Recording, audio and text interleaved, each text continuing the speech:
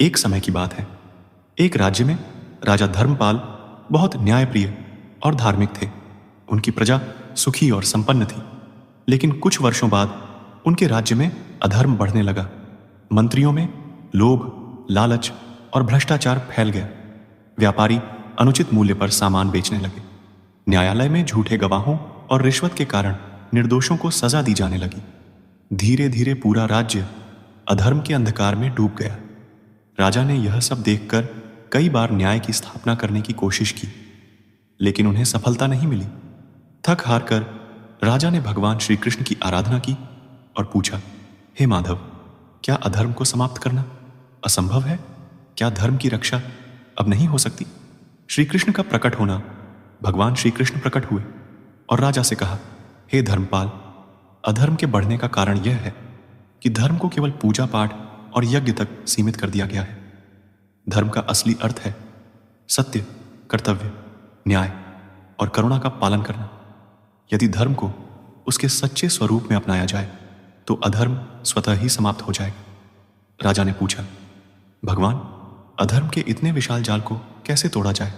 श्री कृष्ण ने उपदेश दिया, स्वधर्म का पालन करो। हर व्यक्ति अपने कर्तव्यों का पालन करे। राजा का धर्म न्याय करना है, व्यापारी का धर्म ईमानदारी से व्यापार करना है और जनता का धर्म सत्य और अहिंसा का पालन करना है। साहस और दृढ़ता रखो। अधर्म को खत्म करने के लिए सत्य के मार्ग पर दृढ़ रहो। तुम्हारे प्रयास छोटे लग सकते हैं, लेकिन वे बड़े परिवर्तन लाएंगे। अहंकार त्यागो और समर्पण करो। जो भी कार्य करो उसे ईश्वर को समर्पित कर दो। कर्म करो, फल की चिंता मत करो। सत्य और न्याय के लिए संघर्ष करो।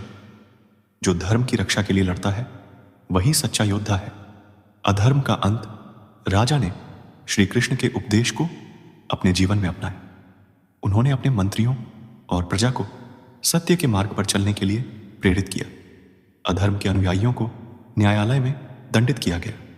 धीरे धीरे राज्य में धर्म की स्थापना होने लगी और प्रजा सुखी हो गई। शिक्षा श्रीमद् भगवद गीता में श्री कृष्ण कहते हैं, यदा यदा हि धर्मस्य ग्लानिर्भवति भारत अभ्युत्थानमधर्मस्य तदात्मानं सृजाम्यहम्। अर्थात जब जब अधर्म बढ़ेगा और धर्म का पतन होगा तब तब मैं अवतार लूंगा। इस कहानी से हमें यह शिक्षा मिलती है कि अधर्म का अंत करने के लिए हमें श्री कृष्ण के बताए मार्ग पर चलना चाहिए। सत्य, न्याय और अपने कर्तव्यों का पालन करते हुए। जय श्री राधे कृष्ण अवश्य लिख दीजिए और वीडियो को लाइक करके चैनल को सब्सक्राइब कर लीजिए और बेल नोटिफिकेशन आइकन को ऑनल पर सेट कर लीजिए। धन्यवाद। जय श्री कृष्ण।